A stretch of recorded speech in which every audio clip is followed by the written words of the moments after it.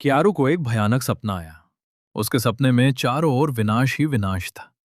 वो अचानक डर के मारे चीखते हुए उठ बैठा और फिर उसे समझ आया कि वो केवल एक सपना था। फिर वही सपना। मुझे ये सपना बार बार क्यों आता है? तभी उसके मन के भीतर एक आवाज गूंजती है, और शक्तिशाली बनो। ये क्या था? ऐसा लगता है जैसे हमेशा मेरे अंदर कोई आवाज बोलती रहती है। तभी, क्यारू की क्यारू, क्या तुम ठीक हो? आना सा, मैं ठीक हूं। मैं खुद कर सकता हूं। क्या वही सपना फिर आया? हाँ, वही सपना, जिसमें मैं एक नायक बनता हूं और राक्षसों के राजा से युद्ध करता हूं। नायक? हाँ, याद है जब तुम छोटे थे तब कहते थे, मैं एक नायक बनूंगा और पूरे गांव की रक्षा करूंगा। वो तब की बात थी, जब मुझे अपनी सीमाओं का पता नहीं था। नहीं, ऐसा मत कहो। तुम्हारा जन्मदिन भी तो आने वाला है। जल्द ही तुम बड़े हो जाओगे। तुम कौन सा मार्ग चुनोगे? तलवारबाज, जादूगर, या शायद नायक की शक्ति खुद तुम्हें चुन ले? अगर मुझे कोई महान शक्ति मिल जाए तो मैं आपका उपकार चुका सकूंगा, जिस तरह आपने मुझे अपने पुत्र की तरह पाला। क्यारू। कुछ समय बाद क्यारू फल तोड़ने के लिए बगीचे में गया। इस वर्ष फसल बहुत अच्छी हुई है। अच्छा है कि हमें इतना सब मिला। तभी एक रहस्यमयी आवाज उसके मन में गूंजती है, आत्माओं की दृष्टि प्राप्त करो, समस्त सृष्टि को देखने की शक्ति प्राप्त करो। आत्माओं की दृष्टि? मैं कहाँ जा रहा हूं? और अचानक उसका शरीर अपने आप चलने लगा। वो एक रहस्यमयी झील के पास पहुंचा और कुछ जादुई शब्द बुदबुदाए। तभी झील के भीतर से एक आत्मा प्रकट हुई। मैं एक तारा आत्मा हूं। बताओ मानव, तुम्हारी इच्छा क्या है? मुझे वो दृष्टि चाहिए जो सब कुछ देख सके। प्राचीन वचन के अनुसार तुम्हारे पूर्वजों ने जो दया दिखाई थी, उसके बदले में मैं तुम्हें आत्माओं की शक्ति प्रदान करती हूं। फिर उस आत्मा ने क्यारू की आंखों को चूमा। मैं देख सकता हूं। मैं तुम्हारी शक्ति और तुम्हारा असली नाम भी देख सकता हूं।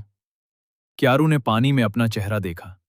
उसकी आंखें हरी हो चुकी थीं और तभी उसे अपने पिछले जीवन की याद आने लगी। कहीं दूर एक भयंकर युद्ध चल रहा था, मनुष्यों और आत्माओं के बीच। मनुष्यों, क्या तुम हमसे सब कुछ छीन लेना चाहते हो? हमारी मृत भूमि तक, जहां हमारे बचे हुए लोग शांति से रहते हैं? गोली चलाओ! और फिर युद्ध शुरू हो गया। मनुष्य तलवारों, बंदूकों और हथियारों से लड़ रहे थे, जबकि आत्माएं अकल्पनीय जादुई शक्तियों से प्रहार कर रही थीं। आग के तूफान, बिजलियों की वर्षा, धरती का फटना, आकाश का जलना, दोनों पक्ष क्रोध से भरे हुए थे। अंत में आत्माओं ने राक्षस राजा की अंधकारमय शक्ति प्रकट की। उस विनाशकारी शक्ति से सब घायल हो गए। तभी एक सैनिक पीछे खड़े लड़के पर चिल्लाया, अरे मूर्ख, इधर आ, उसे ठीक कर। हमारे पास कोई औषधि नहीं बची। तू केवल उपचार के काम आता है। जल्दी कर, हमने तुझे केवल उपचार के लिए जीवित रखा है। लड़का आगे आया। मेरे पहले जीवन में मैं एक वैद्य था। मेरा काम घायलों को ठीक करना था। लेकिन उस शक्ति में एक भयानक कमी थी। जिसे भी मैं ठीक करता, उसके सारे अनुभव, दर्द, डर, पीड़ा एक ही क्षण में मेरे भीतर आ जाते थे। वो सब सहना असंभव था। सच कहूं, मैं कई बार भागा, क्योंकि मैं अपनी उपचार शक्ति का उपयोग नहीं करना चाहता था। लेकिन हर बार मुझे पकड़ लिया गया। मुझे नशे का आदी बना दिया गया और जबरदस्ती उपचार करवाया गया। उन्होंने मुझे पशु की तरह इस्तेमाल किया। लेकिन क्या तुम्हें लगता है मैं तुम्हें ठीक करूंगा? मर जाओ, घटिया इंसान। क्या तुम पागल हो गए हो? 1 वर्ष पहले मुझे विष प्रतिरोध की शक्ति मिली थी और मैं इसी अवसर की प्रतीक्षा कर रहा था। अवसर? किस लिए? राक्षस राजा को अकेले हराने के लिए। अब समय आ गया है। तुम पागल हो। तुम इतने शक्तिशाली नहीं हो। वापस आओ। उपचार शक्ति के प्रभाव से मैंने असंख्य लोगों के अनुभव देखे, उनकी कलाएं सीखी और उन्हें अपना बना लिया। आत्मा ने पूछा, तुम कौन हो? मैं हूं। तो तुम्हारी सारी यादें चली जाएंगी। भले ही मेरी यादें चली जाएं, ये दर्द, ये निराशा मेरी आत्मा में हमेशा रहेगी। यदि अगली बार हम मिले तो मैं तुमसे सब कुछ छीन लूंगा। रुको! उपचार! एक तेज प्रकाश पूरी दुनिया में फैल गया। वर्तमान। अब मुझे सब समझ आ गया।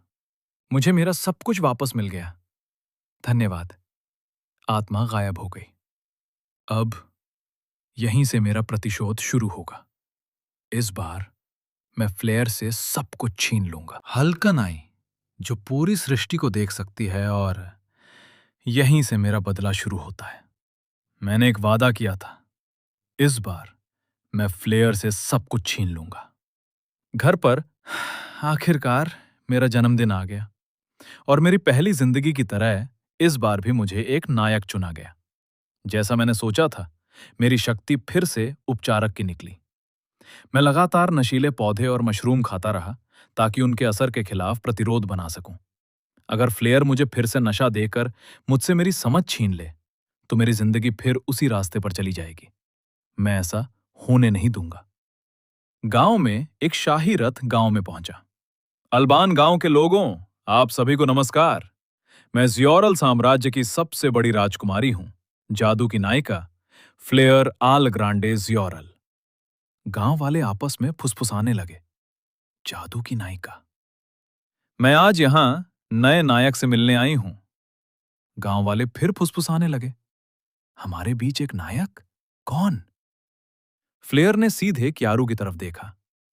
तुम हमारे अपने हो, है ना? मैं एक नायक? तुम्हारे दाहिने हाथ पर बना ये चिन्ह इसका प्रमाण है। क्यारू की मां, बधाई हो क्यारू! उन्होंने उसे गले लगा लिया। अब हम साथ मिलकर राक्षस राजा के खतरे से इस दुनिया को बचाएंगे। क्यारू की मां, मैं बहुत खुश हूं, सच में बहुत खुश हूं। क्यारू, कोई हैरानी की बात नहीं। यहां मौजूद हर कोई फ्लेयर से जुड़ा हुआ है। कप्तान रेनार्ड बहुत शक्तिशाली है, और बाकी लोग भी। फ्लेयर उसके पास आई। क्यारू-सान? ओह, अभी तक मुझे यकीन नहीं हो रहा कि मैं सच में एक नायक हूं।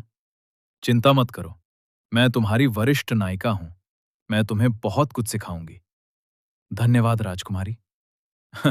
अब इतनी औपचारिकता की जरूरत नहीं। हम दोनों बराबर हैं।